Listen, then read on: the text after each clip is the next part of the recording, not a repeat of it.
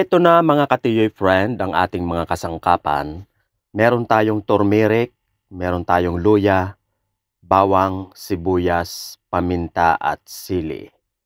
Ngayon ilalagay po natin yan dito sa ating almeris. Ayan, ganito lang po yung ating gagawin.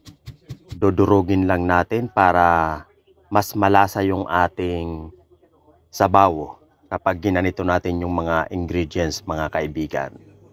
Sisimulan na po natin mga katiyoy friend yung ating paggigisa.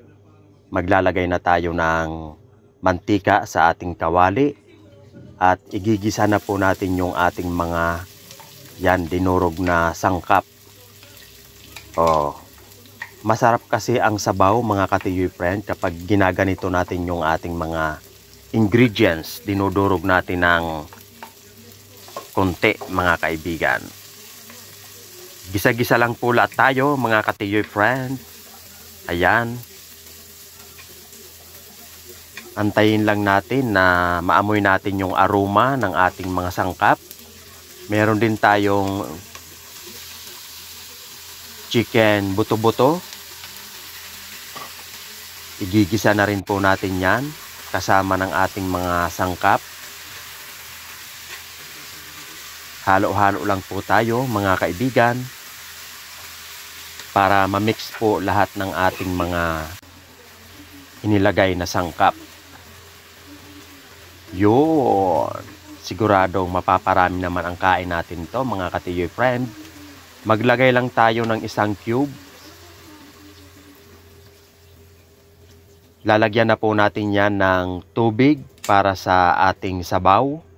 So nasa sa inyo po mga katiyoy friend kung gaano karami ang ilalagay nyong tubig.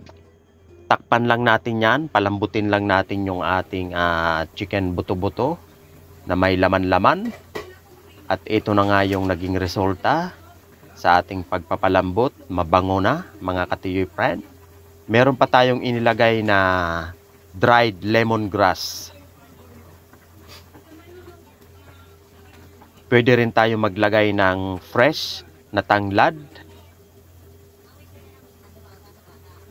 Sunod mga kaibigan, ilalagay na po natin yung ating hiniwa na papaya. Papaya.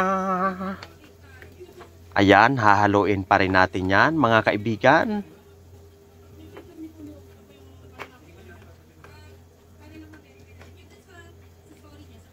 Yun. Siyempre, ang next po na gagawin natin mga kaibigan ay